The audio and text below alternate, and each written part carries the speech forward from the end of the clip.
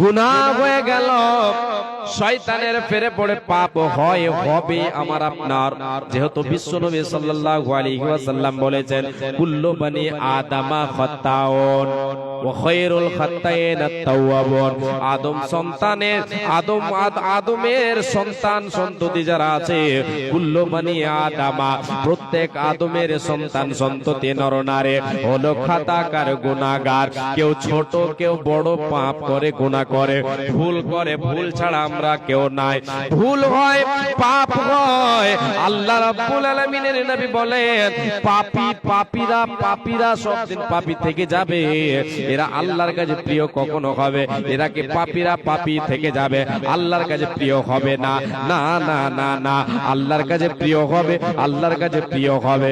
সবচাইতে অতি উত্তম ব্যক্তি হলো সেই, সবচাইতে অতি উত্তম নারী হলো সেই যে ভুল বুঝার পরে যখন পাপ হয়ে গেল, শয়তানের ফেরে পড়ে গুনাহ হয়ে গেল, পাপ হয়ে গেল, এই পাপ থেকে ফিরার জন্য আল্লাহর কাছে যে তওবা করবি, আল্লাহর নবী বলেন, ওয়া খায়রুল খাত্তাইন আত-তাওয়াবুন। সবচাইতে অতি উত্তম ব্যক্তি হলো সেই, অতি উত্তম নারী হলো সেই যে ভুল বুঝার পরে আল্লাহর কাছে তওবা করলো। এই হাদিস দ্বারা বুঝলাম আমরা সকলে খাতাকার। কেউ ছোট কেউ বড় পাপ করি। জুবানের দ্বারাই পাপ করি, হাতের দ্বারাই পাপ করি, চোখের দ্বারাই পাপ করি, পায়ের দ্বারাই ভুল হয়, আর কিছুর দ্বারাই ভুল হয়। ভুল আমার আপনার হবেই হবে। তাহলে ভালোকে উত্তমকে ভুল বুঝার পরে যে তওবা করবে, আল্লাহ রাব্বুল আলামিন বলেন, বান্দা, এ বান্দি শোন, তোদের জানটাকে কাজে লাগিয়ে দে। জীবনে যতদিন বেঁচে থাকবি রে, তওবার দরজায় পা দিয়ে রাখ, তওবার দরজায় পা দে। আমার কাছে তোরা গুনার জন্য, পাপের জন্য আমার কাছে কি কর, ক্ষমা চা। আল্লাহ রাব্বুল আলামিন বলেন, যে মুমিনের জান মালকে আমি আল্লাহ কিনেছি, সেই মুমিন তার জানটাকে, তার জীবনটাকে তওবার কাজে লাগাবে। পাপ হয়ে গেলে বসে থাকবে না, পাপ হয়ে গেলে বসে থাকবে না। কি করবে? 10 কেজি ভুট্টা, নামটা কি দেখাও, কেটা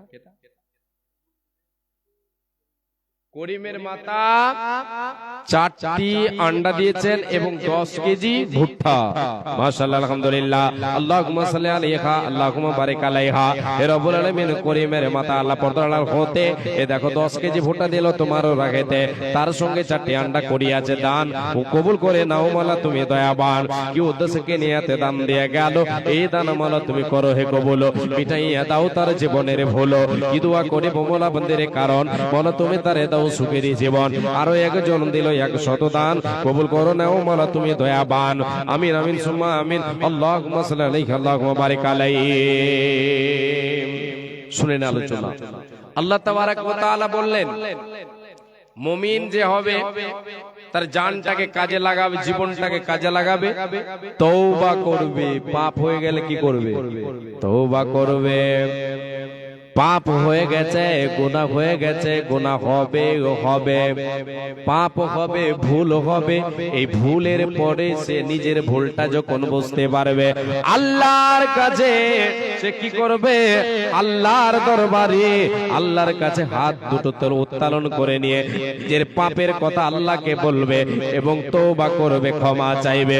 আমার আল্লাহ ওই সমস্ত পাপীদের, ওই সমস্ত তওবাকারীদের তিনি মনোপ্রাণ দিয়ে ভালোবাসেন, যারা ভুল বোঝার পরে মালিকের কাছে হাউমাউ করে কান্না করে। আল্লাহ রাব্বুল আলামিন তাদেরকে যে জিনিসটা দেবেন, যে বদলাটা দিবেন, সেটা হলো জান্নাত। সে জান্নাতের উত্তরাধিকারী হতে পারবে। আল্লাহ রাব্বুল আলামিন অন্য আয়াতে বলেন, তুবু ইলাল্লাহি তাওবাতান নাসুহা, ইয়া আইয়ুহাল্লাযীনা আমানু তুবু ইলাল্লাহি তাওবাতান তাওবাতান নাসুহা। এ মুমিন মুমিনা, এ ইমানদার নরনারী শুনে নে, তোদের জীবনে যদি পাপ হয়ে যায়, যখন গুনাহ করবি, যখন পাপ হয়ে যাবে, ওই পাপ থেকে বাঁচার জন্য রে তোদেরকে যে কাজটা করতে হবে সেটা হলো তোমরা আমার কাছে এসে, তোরা আমার কাছে এসে তওবা কর, তাওবাতুন নাসুহা করে নে, তওবায়ে নাসুহা করে নে, আমার কাছে আয়, এসে বলে দে আল্লাহ আমার দ্বারা পাপ হয়ে গেছে, গুনাহ হয়ে গেছে, আর গুনাহ করব না, আর পাপ করব না। এ আল্লাহ তুমি আমাকে মোচন করে দাও, তুমি আমাকে আমার পাপকে ধুয়ে মুছে সাফ করে দাও। আল্লাহ তাবারক ওয়া তাআলা বলছেন, মুমিন রে, এ মুমিনা শুনে নে, আমি আল্লাহ তোর পাপকে আমি আল্লাহ কি করব, ধুয়ে মুছে সাফ করে দেব। আসা রব্বুকুম আয়ুকাফিরা আনকুম সাইয়্যাতিকুম, আমি আল্লাহ তোমার পাপগুলিকে, যে পাপের জন্য আমার কাছে ক্ষমা চাইবি রে, সে পাপকে আমি আল্লাহ ধুয়ে মুছে সাফ করে দেব। ওই পাপের জায়গায় আমি আল্লাহ নেকি লিখে দেব, নেকি লিখে দেব, নেকি লিখে দেব। আর নেকি লিখে দিয়ে যে জান্নাতের মেহমান তোদেরকে বানাবো, সেই জান্নাতের অতুল, তো সেই জান্নাতের তলদেশে নহর প্রবাহিত থাকবে। তাহলে জানটাকে, জীবনটাকে তওবার কাজে লাগাতে হবে। পাপ হলে তওবা করতে হবে, বসে থাকলে হবে না, বসে থাকলে হবে না। যেমন সাহাবায়ে কিরামেরা, সাহাবিয়ারা পাপ হয়ে গেলে, যদি কোনো ভুল হয়েছে, গুনাহ হয়েছে, তাহলে ছুটেছে কোথায়? আল্লাহ তাবারক ওয়া তাআলার দরবারে, আল্লাহ তাবারক ওয়া তাআলার কাছে তওবা করার জন্য সাহাবীরা মসজিদে দৌড়িয়েছেন, আল্লাহর ঘরে দৌড়িয়েছেন। সাহাবিয়ারাও, তিনারাও আল্লাহ তাবারক ওয়া তাআলার কাছে তওবা চাওয়ার জন্য, মানে পাপ থেকে মুক্তির জন্য হাত উত্তোলন করে আল্লাহ তাবারক ওয়া তাআলার কাছে চোখের পানি ছেড়েছেন। আর কি করেছেন? গুনাহের জন্য, প্রায়শ্চিত্তের জন্য কান্না করেছেন। এই মা জননী, আপনারা হয়তো বলবেন যে আমাদের কোনো পাপ হলে একটু লেখেন, 5 মিনিট 10 মিনিট লিখে রাখেন, দুটি আমাকে বলবেন শেষে, যে যা দেবেন মানে লেখা থাকবে, আমি শেষে দোয়া করব। জি, এবার আমি আপনাদেরকে একটা কথা বলছিলাম, সেটা হলো কি, মা জননী, আপনারা হয়তো ভাববেন যে আমরা যদি আল্লাহর কাছে তওবা করি তাহলে কি মসজিদে যেতে হবে? না, আপনি মসজিদে না গেলেও চলবে। আপনি বাড়িতে যেখানে নামাজ পড়েন, সেই পবিত্র জায়গাটাতে আপনি কি করেন? আল্লাহর কাছে হাত দুটো উত্তোলন করেন। নামাজ আদায়ের পরে আল্লাহর কাছে হাত দুটো উত্তোলন করে বলেন, হে আল্লাহ, গুনাহ করেছি, অমুক পাপটা করেছি, অমুক ভুলটা আমার হয়েছে, আল্লাহ তুমি ওই ভুলের প্রায়শ্চিত্ত আমাকে কি করে দাও, ওই ভুলের তুমি ক্ষমা আমাকে করে দাও। আমি তোমার কাছে ক্ষমা চাইছি রে আল্লাহ, তুমি গফুর গাফফার, তুমি রহিম ও রহমান। আল্লাহ তোমার কাছে ক্ষমা চাইছি, আল্লাহ তুমি আমাকে ক্ষমা করে দাও। আল্লাহ রাব্বুল আলামিন বললেন, এ আমার বান্দা বান্দিরা শুনে নাও, এ নরনারী মুমিন মুমিনা শুনে নাও, ভুল হলে মুমিন মুমিনা কখনো বসে থাকে না, এরা আল্লাহর কাছে তওবা করে। এক সাহাবীর ঘটনা আপনাকে শোনায়, যে সাহাবায়ে কেরামেরা ইমানদার, কেমন ইমানদার, আল্লাহর সঙ্গে যে ব্যবসা হয়েছে, যে ক্রয় বিক্রয়, যে ব্যবসাটা হয়েছে, যে সওদাটা হয়েছে, সেই সওদার উপরে সে আব্দুল্লাহ বিন মাসউদ রাদিয়াল্লাহু তাআলা আনহু বলেন, একজন মুমিন যখন গুনাহ করে নেয়, একজন মুমিন আর যখন গুনাহ হয়ে যায়, তার গুনাহ যখন হয়ে যায়, সে গুনাহটাকে এতটাই অনুভব করে যে আমি একটা পাহাড়ের পদদেশে বসে আছে, পাহাড়ের পাশে বসে আছে, হঠাৎ আমাকে এর বিনিময়ে জাহান্নামে দেবেন বলে তওবার জন্য ছোটাছুটি করতেন। এ মা জননী, ভাই বাবা জান, রাসূলের সাহাবী একটা সাহাবীর ঘটনা শোনায়, ওই সাহাবীর দ্বারাই যে পাপটা হয়েছিল, সে পাপটাও বুঝতে পারবেন। পাপটা ছিল গোপনীয় পাপ, পাপ ছিল গোপনীয় পাপ। সাহাবীর নাম হচ্ছে মাইস বিন মালিক নবীকে এই কথাটা বলছেন কে? মাইজ বিন মালিক রাদিয়াল্লাহু তাআলা আনহু। আল্লাহর নবী সাল্লাল্লাহু আলাইহি ওয়াসাল্লাম এই কথা শোনার পরে বললেন, ওয়াই হাকাইর যে ফাস্তাগফিরিল্লাহ, ওয়াই হাকাইর যে ফাস্তাগফিরিল্লাহ। এই আল্লাহর গোলাম, এ সাহাবী মাইজ বিন মালিক, তোমাকে আমি নবীজি বলছি, আল্লাহর নবী গো, আপনি আমাকে পাক করে দেন, পবিত্র করে দেন। এবার নবী আমার সে কথাটা আবার বলছেন, ওয়াই হাকাইর যে ফাস্তাগফিরিল্লাহ। এ মাইজ যাও, তুমি চলে যাও, আল্লাহর কাছে তওবা করো, তোমাকে আল্লাহ ক্ষমা করে দেবে রে। একবার নয়, দুইবার নয়, তিনবার নয়, মন গুনাহ করেছো রে মায়ের, তোমার দ্বারা কি এমন পাপ হয়ে গেছে, তুমি কেন আমার কাছে আসছো বারবার বারবার বারবার চলে আসছো রে মায়ের?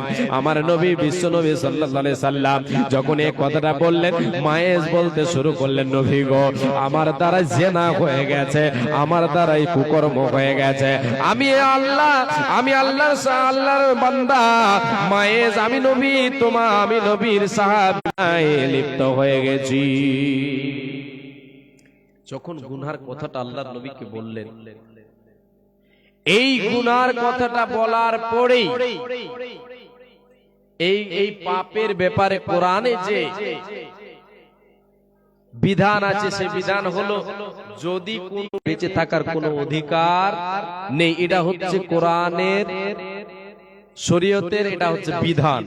এবার যদি কোনো নারী পুরুষ, কোনো ছেলে মেয়ে, যুবক যুবতী কুকর্ম, তাদের যদি জেনায় লিপ্ত হয়ে যায়, অবিবাহিতা এবং অবিবাহিত পুরুষ, তাহলে এদের জন্য যেটা শরীয়তে, সে পাপ থেকে সে পাক হয়ে যাবে।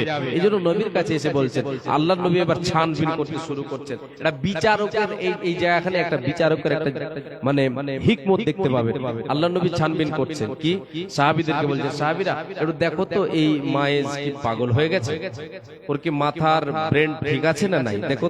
বলে সাহাবীরা দেখেন, তার ব্রেন ঠিক আছে, তার মস্তিষ্ক ঠিক আছে, সে তো পাগল নয়। আল্লাহ নবী বলে, আল্লাহ নবী, সে তো পাগল নয়। বলে সাহাবীরা দেখে সে কি মদ পান করেছে নাকি? একজন সাহাবী চট করে উঠে গিয়ে দেখেন, তার মুখের গোড়ায় নাকটা দিয়ে দেখেন। যখনই দেখবে তখনই বুঝতে পারবেন, সেয়ানটা বুঝতে পারবে, ঘ্রাণটা বুঝতে পারবে, দুর্গন্ধটা ছড়াবে, শরাবের মদের দুর্গন্ধ ছড়াবে। এমন ভাবে একজন সাহাবী কি করলেন, নাকটা নিয়ে গেলেন তার মুখের কাছে, দেখলেন কোনো ঘ্রাণ নেই, মদের কোনো ঘ্রাণ নেই। আল্লাহর আমার কাছে এসে পবিত্র হতে চাই, তাহলে ইসলামী বিধান এর উপরে এবার লাগু করতে হবে, কোনো উপায় নাই। যাও রে সাহাবীরা, যাও, মাইজকে নিয়ে যাও, একে গিয়ে রজম করে দাও, রজম করে দাও। তাকে নিয়ে গিয়ে রজম করে দেওয়া হলো। শর্ট করে দিচ্ছি কথাটা, রজম করে দেওয়া হলো। এবার সাহাবায়ে কিরামদের মধ্যে দুই দলে বিভক্ত হলো।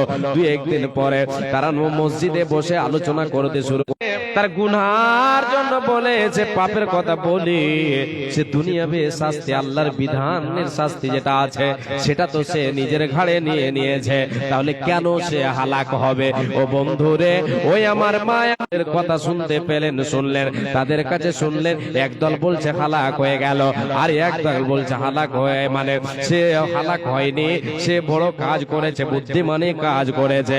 আল্লাহর নবী বলেন, ইস্তাগফিরু লিমাইজ বিন মালিক।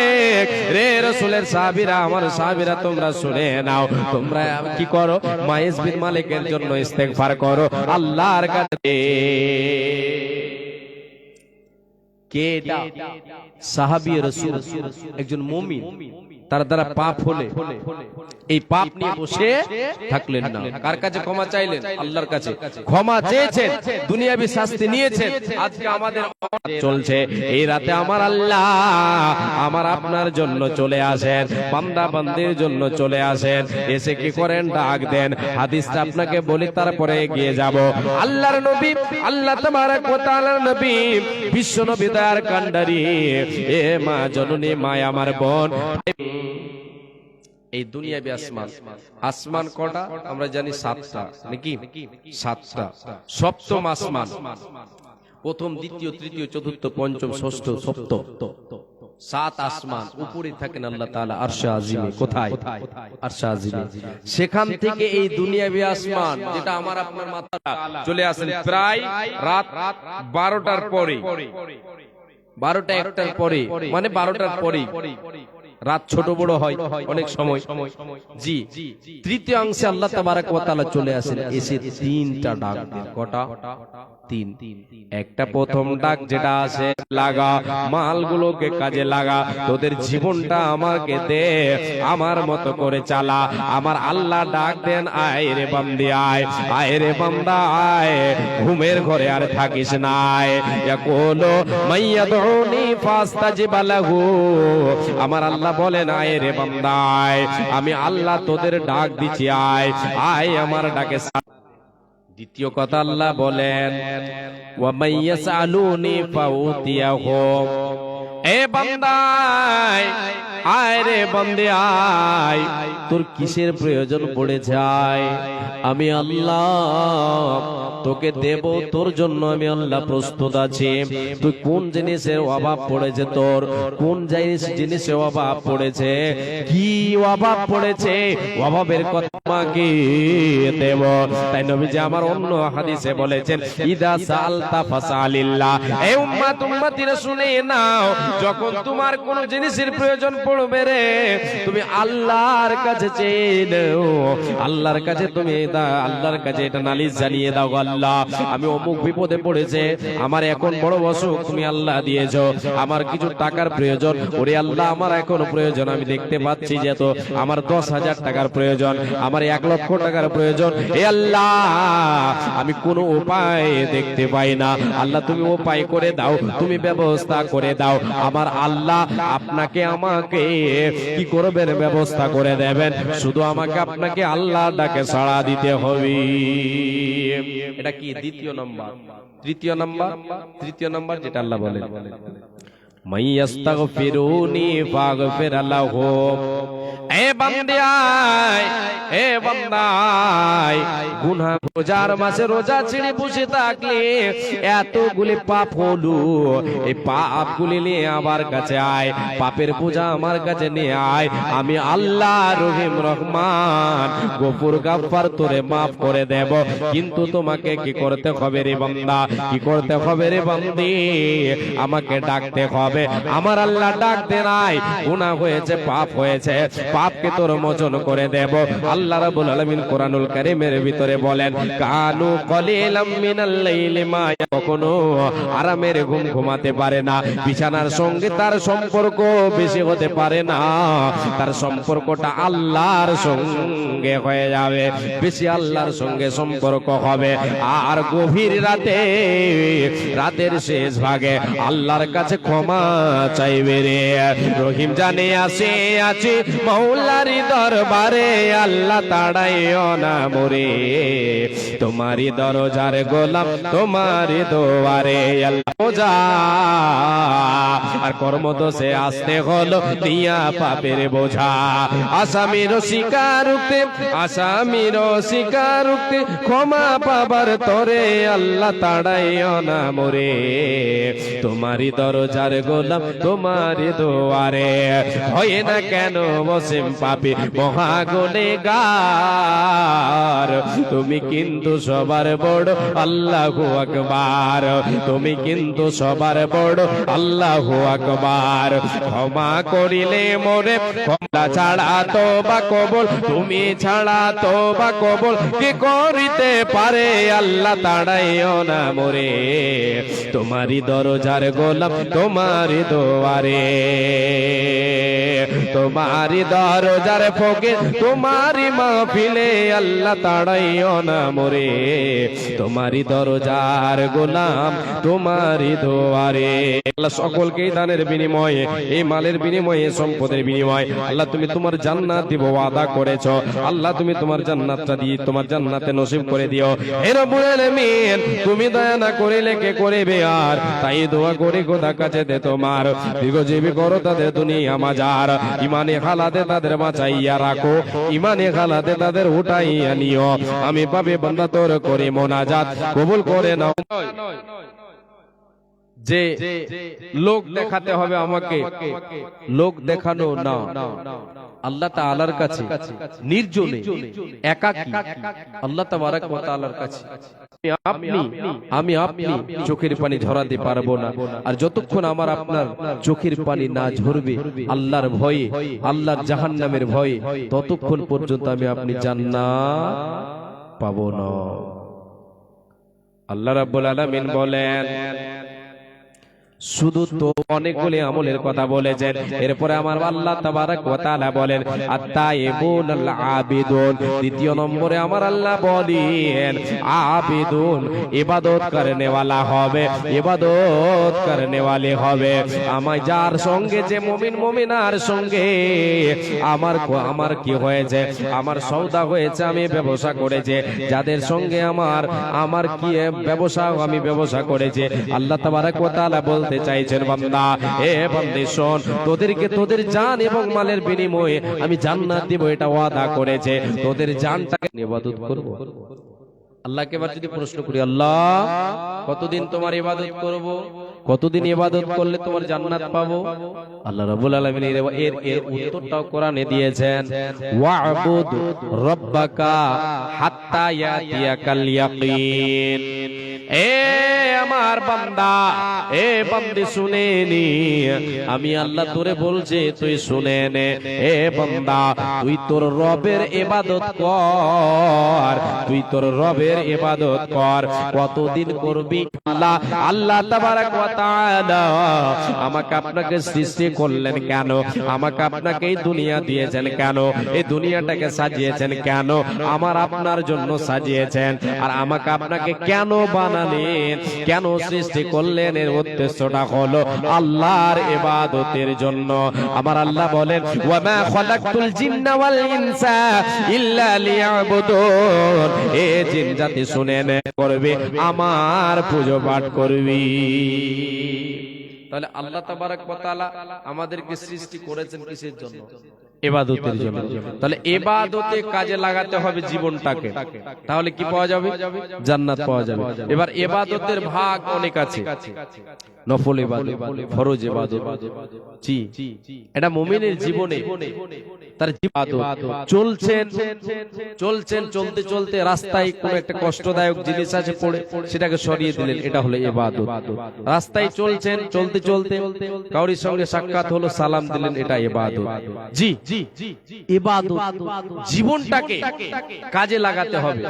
নারীরা, এবার আপনার ছেলে মেয়ের জন্য আপনি তাদের জন্য কি করছেন? রান্না বান্না করে দিচ্ছেন সৎ উদ্দেশ্যে, এটা হলো ইবাদত। এটাও একটা ইবাদত। জি, আপনার স্বামীর জন্য স্বামীর খেদমত করছেন, স্বামীর জন্য রান্না বান্না করে দিচ্ছেন, ওর যাবতীয় প্রয়োজনীয় মানে আপনি ব্যবস্থা করে দিচ্ছেন, যেটা প্রয়োজন দরকার হবে, খেদমত, এটা হলো ইবাদত। ইবাদতে কাজে লাগাতে হবে জীবনটাকে।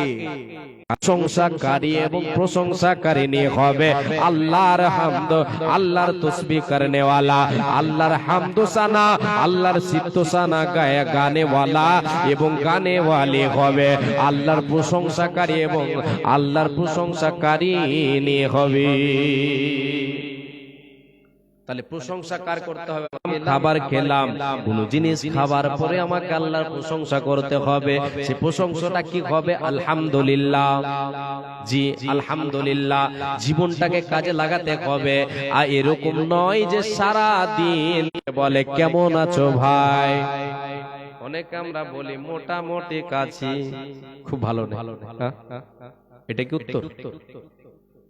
খুব ভালো নেই, আচ্ছা কোন রকম চলছে। আচ্ছা কোন রকম চলছে না, আল্লাহ চালাইছে। আমি যদি বলি ভালো নেই, মোটামুটি ভালো আছে, তাহলে মোটামুটি ভালো কেন? এটা কার? শরীরটা কার? শরীরটা কে দিয়েছেন? আল্লাহ দিয়েছেন। জীবনটা তো আল্লাহর, জানমাল সবই আল্লাহর। তাহলে যেমন আছে সেটাই ভালো। কার প্রশংসা করতে হবে? আল্লাহর প্রশংসা করতে হবে, আলহামদুলিল্লাহ বলতে হবে। ব্যাখ্যা অনেক আছে, আমি এগিয়ে যাই। এক কথায় মুমিন আল্লাহ তাবারক ওয়া তাআলার প্রশংসাকারিনী হবে, প্রশংসাকারী এবং প্রশংসাকারিনী হবে। এরা কখনো আল্লাহ তাআলার নিয়ামত ভক্ষণ করে প্রশংসা না করে থাকতে পারে কি? রোজা এটা ফরজ ইবাদত না? রমজান মাসের কি রোজাটা ফরজ ইবাদত, আর অন্যান্য মাসে যে সমস্ত রোজাগুলো করতে হয় সেগুলি কি নফল, সেগুলি নফল, সেগুলি না করলে গুনাহ হবে হবে না, করলে নেকি হবে। তাহলে আমার আপনার জীবনটাকে আমি আপনি নিজের মতো চালালাম, আল্লাহর মতো চালালাম না, তাহলে কি আল্লাহ আমাকে আপনাকে জান্নাত দেবেন? কোশ্চেন কালে দেবে না। এটা মালিক, এটা কৃষক, একটা তার কৃষককে কোন একটা জনকে কাজের জন্য কাজ দিয়েছেন একটা, ওই কাজ তাকে বুঝিয়ে দিল এইভাবে এভাবে এভাবে তুমি কাজটা করো, নিজের মতো সে সময়টা কাটিয়েছে। তেমনি সেম সেম আল্লাহ তাবারাক ওয়া তাআলা তিনি তিনার মতো করে চালাতে চাইছেন আমাকে আপনাকে, জীবনটাকে চালাতে বলেছেন। এ মা জননী, এ বোন আমার, যদি আল্লাহর মতো করে না চালায়, আল্লাহর মতো করে আল্লাহ তাবারাক ওয়া তাআলা যেভাবে চালাতে বলেছেন যদি না চালায়, তাহলে আমাকে আপনাকে কি জান্নাত আল্লাহ দেবেন? দেবে না, দেবে না। এই যে পবিত্র ফরজ ইবাদত করেছেন, সেই ইবাদতটা হলো রমজান মাসের রোজা।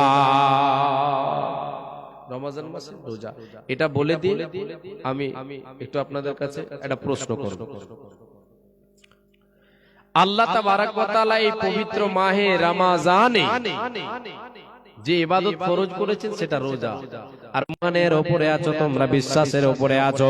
এই ইমানদার তোমরা শুনে নাও, এ নরনারী শুনে নাও, আমি আল্লাহ তোমাদের উপরে রমজান মাসের রোজাকে ফরজ করেছি। কর আমল ফরজ করেছে, সারা দিন অনাহারে থাকতে হবে, খাবার মন চাইলো খেতে পাবো না, পিপাসার জন্য ছটফট করব, তবুও পানি পান করতে পাবো না। এই আল্লাহ এত কষ্ট করা আমল কেন তুমি ফরজ করেছো? এই কথা যদি আল্লাহকে বলি, আল্লাহ উপরে তোদের উপরে শুধু ফরজ নয়, তোমাদের পূর্বে ইমানদার যারা ছিল সে সমস্ত আহলে কিতাবদের উপরে, সে সমস্ত মুমিন মুমিনাদের উপরেও আমি আল্লাহ ফরজ করেছিলাম। তাহলে তারা পেরেছে, আমরা পারবো না কেন? যখন তারা পেরেছেন, তারাও তো আমাদের মতো মানুষ, দুই হাত দুই পা দুই চোখ তাদেরও ছিল, তারাও নরনারী, তাদের মধ্যে নরনারী ছিল, তারা ছিলেন পেরেছেন, আমরা পারবো না কেন? কি পাবি রে এতে, তোদের বদলাটা কি দেব শুনে নি, লাআল্লাকুম তাত্তাকুন, এতে করে এর মাধ্যমে তোমরা মুত্তাকি হতে পারবে, তাকওয়াওয়ালা হতে পারবে, আর তাকওয়া অবলম্বনকারী এবং কারিনী হতে পারবে, তাকওয়া মুত্তাকি হতে পারবে, পরহেজগার হতে পারবে। আল্লাহ একটা মাস সারা বছরে এই ইবাদতে কাজে লাগায়, তাহলে এর বিনিময়ে আল্লাহ তাআলা বলছেন তোমরা তাকওয়াশীল হতে পারবে, তাকওয়াশীল হতে পারবে, তাকওয়া অবলম্বনকারী হতে পারবে, মুত্তাকি হতে পারবে। এতে লাভ কি হবে? মুত্তাকি টাইটেল, এই সার্টিফিকেটে কোথায় যেতে পারবে? কোথায় নিয়ে যাবে তোমাকে? এই টিকিটে তোমাকে কোথায় নিয়ে যাবে? তোমাকে যে জায়গায় নিয়ে যাবে রে, সে জায়গাটার নাম হচ্ছে জান্নাত। আমার আল্লাহ বলে জান্নাতের মেহমান কারে বানাবো, জান্নাতের ওয়ারিস কারে বানাবো, জান্নাতের ওয়ারিস হবে কে, জান্নাতের উত্তরাধিকারী হবে কে? আমার বান্দাদের মধ্য থেকে যারা যারা কি করবে, যারা ঈমানদার হবে, যারা তাকওয়া হবে, মিন ইবাদিনা মান কানা তাকিয়া, যারা তাকওয়া অবলম্বনকারী হবে, যারা আল্লাহ বলছেন তাকওয়া অবলম্বন করে চলবে, মুত্তাকি পরহেজগার হয়ে চলবে। এর মানে কি? তাকওয়া পরহেজগারি হয়ে চলার মানে কি? গুনাহ থেকে নিজেকে বাঁচাবে, নিজের জীবনটাকে গুনাহতে ফেলে দেবে না, পাপে ভাসিয়ে দেবে না, সদাই নেকের কাজ করবে, আমাকে ভয় করে দুনিয়ার বুকে চলবে। আমার আল্লাহ বলেন আমি আল্লাহ তাদেরকে জান্নাতের মানুষ কয়ে যায় রে। এই বক্সটা এখানে ঝামেলা কেন করছে? এটার আওয়াজ একবার আসছে, বন্ধ হয়েছে, একটু ঠিক করো তো। হ্যাঁ এখন ঠিক আছে? মানুষ কয়ে যায় রে দুনিয়া ছাড়িয়া মসজিদের ওই পালকি আয়না দুলা দেয় সাজায়া তারে জনমের লাগিয়া এ বাড়ির লাগিয়া কত করলাম মারামারি এ বাড়ির লাগিয়া কত করলাম মারামারি দেয় সাজায়া তারে জনমের লাগিয়া মসজিদের ওই পালকি আয়না দুলা দেয় সাজায়া তারে জনমের লাগিয়া এ বাড়ির লাগিয়া কত এ দুনিয়ার লাগিয়া কত করলাম মারামারি এ জমির লাগিয়া কত করছো মারামারি মামলা মোকদ্দমা কইরা খোয়াই ছড়ে কড়িয়ে একদিন তুমি যাবে মরে একদিন তুমি যাবে দুলা দেয় সাজায়া তারে জনমের লাগিয়া ছেলে মেয়ে নববধূর প্রেমেতে মজিয়া ছেলে মেয়ে দুনিয়ার মসজিদের ওই পালকি আয়না দুলা দেয় সাজায়া তারে জনমের লাগি